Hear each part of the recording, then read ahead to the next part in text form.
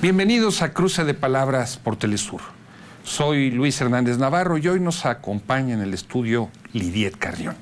Lidiet es periodista independiente, es integrante del colectivo de periodistas de a pie, edita su publicación y acaba de publicar un libro fundamental para entender los casos de feminicidios en México, La Fosa del Agua.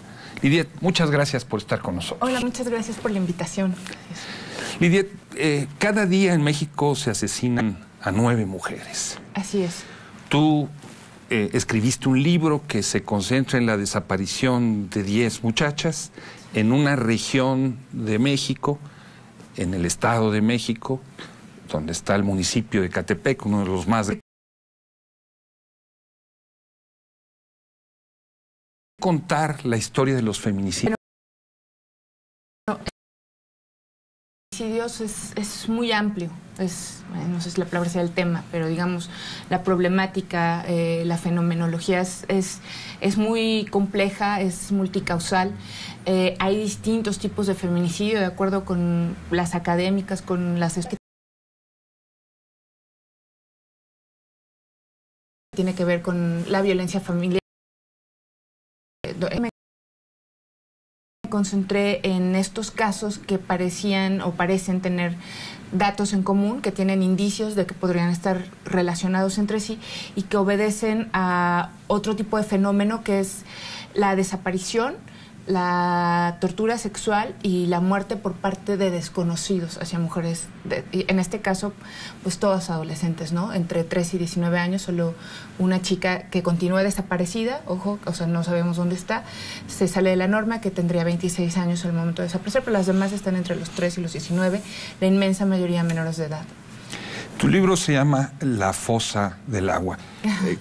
Podría ser incluso una especie de oxímoron, ¿no? Cuando uno piensa en agua, piensa en limpieza, en movimiento, y en cambio una fosa, pues es donde están los cadáveres. ¿Por qué un título de esa naturaleza? El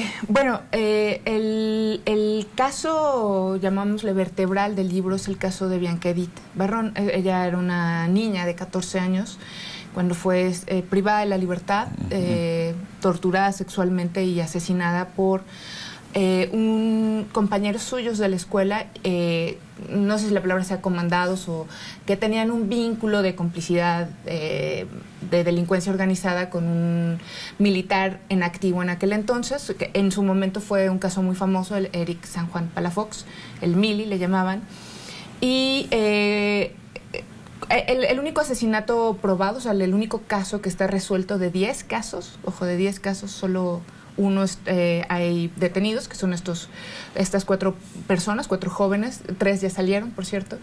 Ellos narran que han secuestrado, violado y matado a más jovencitas y sus cuerpos fueron arrojados al Gran Canal, al río de los Remedios. Y empiezan a ser dragados y hasta la fecha no sabemos cuántos restos se encontraron ahí. Extraoficialmente los judiciales del Estado de México les decían a las mamás que habían hallado 40 cuerpos o 30 cuerpos, en otro caso hablaban de 16 cuerpos. De pronto, una vez que esto entra en la escena mediática, sale la Fiscalía del Estado de México a decir que no eran dragados judiciales, que eran dragados de mantenimiento del Gran Canal y que solo habían encontrado 3,000 restos, ¿no? Solo 3,000. 3,000, pero que solo 2 eran de humano, ¿no? Y que pertenecían a una sola persona que ya estaba identificada y ya, o sea que no... lo que sí sabemos es que, bueno, que en esos dragados por lo menos fueron identificadas 2 niñas, una niña de 14 años cuando desapareció, que fue asesinada 5 meses después de que desapareció, o sea que permaneció con vida 5 meses y no sabemos en dónde estuvo. Fueron hallados los restos, no el cuerpo completo, sino pedacitos de otra chica que desapareció cuando tenía 18 años. Sus restos fueron arrojados 2 semanas después, y que dentro de todo eso también se encontraron restos de al menos otra jovencita, hasta la fecha no ha sido identificada, que fue asesinada en la misma fecha en el caso de Diana Angélica, que es la primera chica 2 piernas de varón, también dispuestos de la misma manera, de maneras muy particulares, en bolsas, ¿no? Una doble bolsa, una bolsa negra, encima una bolsa de rafia blanca, de estas. Y no sabemos a cuántos de estos restos, de los restos que fueron hallados, porque no sabemos cuántos fueron, a cuántos se les ha hecho prueba de ADN, cuántos han sido identificados o cuántos no. No tenemos idea. Entonces, bueno, México, pues tú obviamente sabes, también lo has narrado, pues México hasta ahorita van contabilizadas 2,000 fosas clandestinas, ¿no? Esto gracias a los colegas periodistas, ¿no? A Quinto Elemento Lab. Esta es una fosa más, solo que es una fosa llena de agua, ¿no? Una fosa llena de agua. ¿Por qué tanta crueldad? Pues no, sí, los casos, los pocos datos que tenemos desde el punto de vista de criminalística, del peritaje, de cómo fueron agredidas estas niñas, insisto, o sea, la mayoría menores de edad, ¿no? Entre 13, 16 años, 17, pues es brutal, ¿no? Tanto la manera en cómo fueron asesinadas, el caso, por ejemplo, de Bianca, la manera en cómo fue agredida y cómo fue asesinada, ¿no? Ella no fue descuartizada, fue encontrada en otra parte, junto con otras 2 chicas, en distintos momentos, pero sus restos fueron arrojados en una zona muy específica en la carretera libre México-Pachuca. Esto es relevante porque estos casos no están vinculados por la autoridad, o sea, no hay una investigación donde la autoridad diga, estos casos podrían estar vinculados, a pesar de que tenían lesiones, por ejemplo, en los amarres de las muñecas y una serie de lesiones muy parecidos entre sí, que las 3 desaparecieron en la zona de los Héroes Tecámac, o esta zona, y fueron arrojadas a 3 kilómetros entre sí, muy cerca justo de Santa Lucía, de donde quieren hacer el aeropuerto, en distintos momentos del año 2012. Aún así, nunca se hizo una investigación que pudiera vincular estos casos, ¿no? Eso es muy importante, pues me interesa mucho porque, digamos, demostrarlo, digamos, evidenciarlo, porque habla de, o sea, no se requiere ser un genio de la criminología o la criminalística para decir, bueno, aquí hay un patrón, ¿no? Tendríamos que buscar más indicios. No lo hicieron, ¿no? O sea, a nadie le importó, ¿no? Y ya se me fue que te estaba diciendo. Te había preguntado por la crueldad. ¿De dónde viene esa crueldad, ese ensañamiento? Y en los casos, por ejemplo, de las chicas, de las jovencitas halladas en el Gran Canal, estamos hablando de muertes. Una de ellas, por lo menos, se considera que falleció un golpe, una patada en esta zona, en su torso. En el esternón. Exacto. Y fue hallada descuartizada, ¿no? Obviamente, el agua ahí tiene un papel muy importante porque destruye, es muy difícil, por ejemplo, calcular el tiempo, o sea, cualquier prueba o todo eso se destruye. Y el tema del descuartizamiento, pues, inclusive dentro del libro narro un poco cómo inclusive varias organizaciones dicen es que a esto no nos habíamos enfrentado, ¿no? Que el descuartizamiento, por cierto, se ha normalizado dentro de las prácticas de terror que ocurren en este país, y hablo de los grupos tanto llamados del crimen organizado como francamente paramilitares, algunos. Es una práctica que se ha extendido y bueno, pues está esta crueldad. Aquí yo no tengo una respuesta clara, pero justo he estado leyendo un libro muy interesante, varios libros de Rita Laura Segato, donde explica cómo estas prácticas son una forma de pedagogía de la crueldad, es decir, es enseñar o adiestrar a las personas que practican en esto. Por un lado se genera un pacto de complicidad muy fuerte, ¿no? Cometer un crimen en común, ya lo narraba Dostoyevsky en su libro Demonios, ¿no? Como cometer un crimen juntos te genera un vínculo casi irrompible con el otro, y por el otro lado la enseñanza es despojar de su humanidad, despojar de la capacidad de empatía, ¿no?, a las personas que lo cometen, ¿no? Aquí lo más relevante, digamos, el objetivo de estas prácticas no es la satisfacción sexual, que de repente existe esa idea de ese no es el principal. Si hay un tema de erotismo, es entre los propios hombres que lo cometen, porque con ellos es donde está la relación. Por eso son violaciones en grupo, violaciones tumultuarias, tortura en grupo, ¿no? O sea, eso hay que dejarlo muy claro, que el tema no es un tema de deseo sexual, sino de demostración de poder, de demostración de que ese es su territorio y de pactos de complicidad entre ellos. ¿Estás hablando de asesinos solitarios? ¿Estás hablando de bandas de delincuentes, de crimen organizado? Bueno, no hay una hipótesis totalmente comprobada.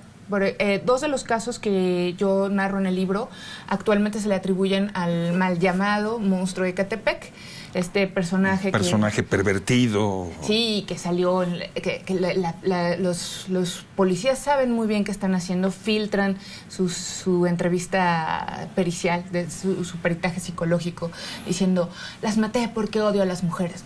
O sea, por Dios. No se explica. Y tampoco explicas la cantidad de restos humanos, también descuartizados, también en bolsas, que fueron localizados, atribuidos a esta persona.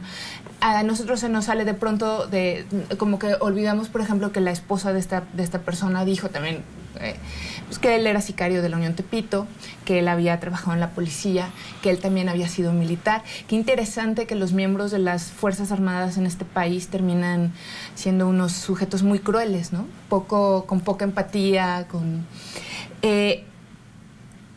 uno de los casos que a él se le vincula, yo lo narro en el libro, y también es una joven, una niña que tenía 13 años cuando fue desaparecida, y también fue allá sin piernas, también en una bolsa negra de basura, con una bolsa de rafia blanca encima, ¿no?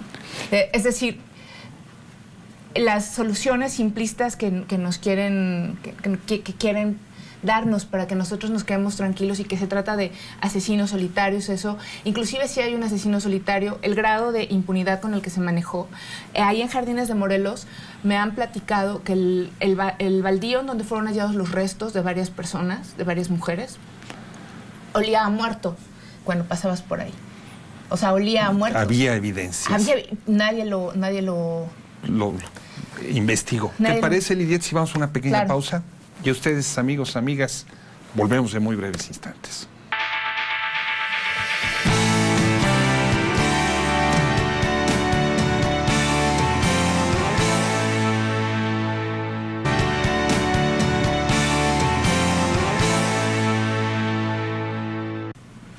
Estamos ya de vuelta en este cruce de palabras, conversando con la periodista Lidiet Carrión sobre su último libro, La fosa del agua, a propósito de los feminicidios en México. Lidiet, tu libro tiene una ubicación territorial muy precisa, ¿no? Las orilladas de la gran metrópoli, los lugares donde la fuerza de trabajo es condenada a vivir en condiciones de hacinamiento muy difíciles. ¿Cómo es esta región? ¿Cómo son estos poblados? Fíjate que una de las cosas que me han platicado, algunas maestras lo han leído. Obviamente, el libro es muy fuerte, no está pensado para menores de edad, pero finalmente son chavos que viven una realidad que supera cualquier tipo de ficción. Este libro no es ficción, pero digamos que está normalizado estas historias. Me platican que una de las cosas que les llama la atención del libro es que es uno de los pocos libros que hablan sobre Ecatepec, ¿no? Ecatepec y Tecámac. Estos municipios conurbados a la Ciudad de México, industriales son un poco más complejos. Este no es necesariamente pobre. Recordemos que Ecatepec, el último libro que se publicó sobre Ecatepec es este libro, Ecatepec Obrero. San Ecatepec de los Obreros, de Jorge Belarmín. Exacto. Y ahí narra un poco la historia de cómo se va poblando el municipio de Ecatepec. Un municipio que originalmente tenía más bien una vocación agrícola. De hecho, varios, por ejemplo, uno de los casos de desapariciones, no lo narro a detalle por petición de las familias, ocurre cerca de Santo Tomás Chiconautla, ¿no?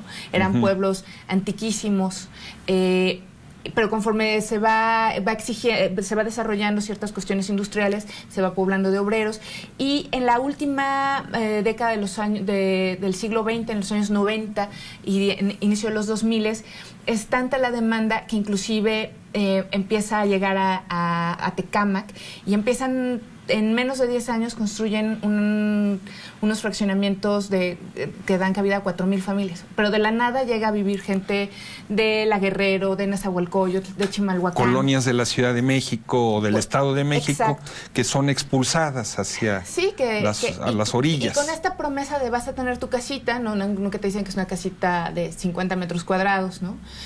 Sin áreas libres, sin áreas verdes, sin acceso a la cultura. Esto es muy importante, ¿no? Es un lugar que se llama bosques, ¿no? Y no hay árboles casi, ¿no? No hay... Todos son bosques de Polonia, bosques de no sé dónde, y no hay árboles. La mayoría de la gente que vive en estos lugares, una muy buena parte, trabaja en la Ciudad de México, entonces son muchas horas de traslado. Pero no siempre fue así. Inclusive la gente que por ejemplo, Santo Tomás Chiconaltla dice, pues esto era pueblo y era pueblo quieto, ¿no? No pasaba nada. La gente sí salía sin miedo, pues los niños jugaban en la calle. Es decir, sí había carencias, sí había una serie de problemáticas que se van gestando, pero lo que ocurre como en las últimas décadas no ha sido así siempre, pues, ¿no?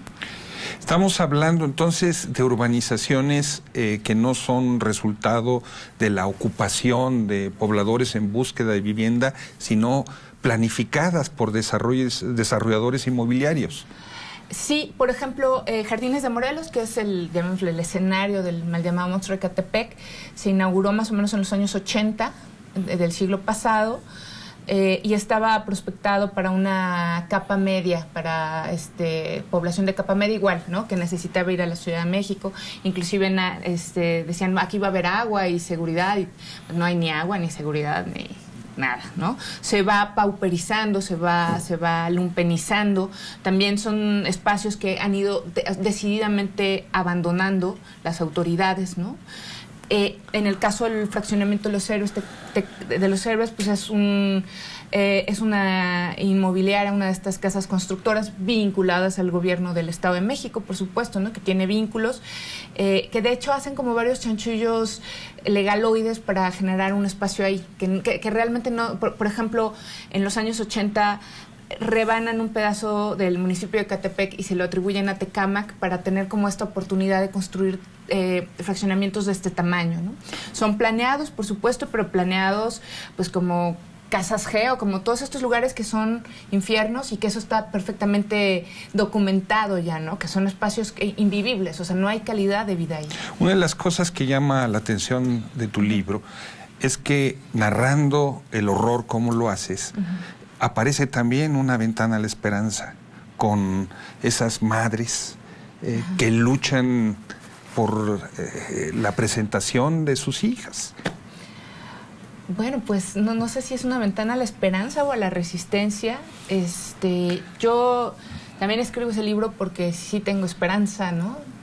Pero creo que la esperanza siempre tiene que ir acompañada de cambios, ¿no? Y el tema de este tipo de feminicidios, ojo, no estoy hablando de todos los feminicidios, ¿no? Porque también hay que hablar de la violencia intrafamiliar, del Me Too que estábamos platicando antes, de toda una serie de cosas que van a ser polémicas y que se tienen que plantear, pero este tipo de feminicidios de alto impacto que ocurren en el espacio público por desconocidos, muy vinculados a esta descomposición de crimen organizado, de grupos paraestatales, etcétera, requieren transformaciones muy profundas, y la principal, que todas esas transformaciones tienen que apuntar a restituir la cohesión, el tejido social. Yo creo que aquí para el tema de la esperanza tenemos que pensar o replantear o observar cosas que están haciendo en algunas comunidades indígenas, tampoco en todas, pero siempre se me viene a la mente el caso de Cherán, ¿no? Cohesión, grupos que tienen un proyecto en común, un proyecto de vida en común, un proyecto con futuro en común, donde hay un ponerse de acuerdo para detener una serie de agresiones, ¿no? El libro presenta también el problema de la corrupción y de la complicidad. Claro. O sea, cómo, sea por acción o por omisión, las autoridades responsables de dar seguridad y justicia están también imbricados en esos crímenes. Por ejemplo, en el libro a veces es difícil constatar si esto es un ejemplo extremo de negligencia o en qué momento empieza la complicidad o la colusión y la franca participación, pero hay nombres, o sea, en los expedientes judiciales salen nombres de por lo menos un policía estatal, ¿no? De algunos miembros del ejército, de varios policías municipales. Hay muchas llamadas telefónicas que nos investigan, hay muchas cosas que apuntan al tema de la colusión con las policías, ¿no? Y platicando también con un criminólogo, ahí un poco lo narro en el libro, no se puede explicar, y esto va para todo el país, no se puede explicar que los grupos criminales, que el crimen organizado actúe con tal nivel de impunidad si no existe una colusión por parte de las fuerzas policíacas. Lidia, tu libro es un reportaje de fondo escrito como una crónica. ¿Por qué escogiste estos géneros para plasmar eso? No lo sé. Un poco así me nació. Ajá.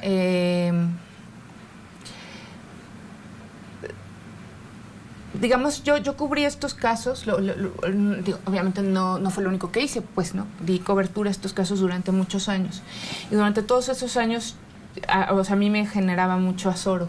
Tenías una columna donde publicabas. No era propiamente una columna, porque no era de opinión, era un pequeño espacio en el Universal Gráfico, donde narraba historias sobre... Un periódico popular. Sí, y esto es muy importante, porque a mí me parece, bueno, que esa fue una oportunidad fuera de serie, ¿no? Porque yo estoy un poco cansada también de que el periodismo de calidad, que digamos, ahí podemos tener una discusión, se centre únicamente en el círculo rojo y que no haya productos de calidad, que no haya información de calidad para los sectores urbano-populares, ¿no?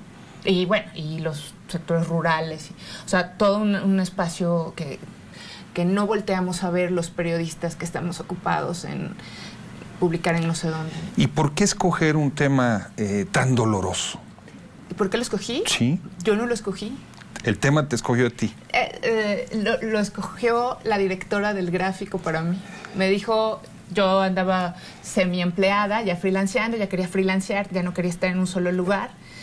Tú debes de saber que el periodismo es una cosa extenuante. Y me dijo, oye, tenía yo ya una columnita, esa sí de Opinión Metropolitana, donde hablaba de derechos humanos, y me dijo...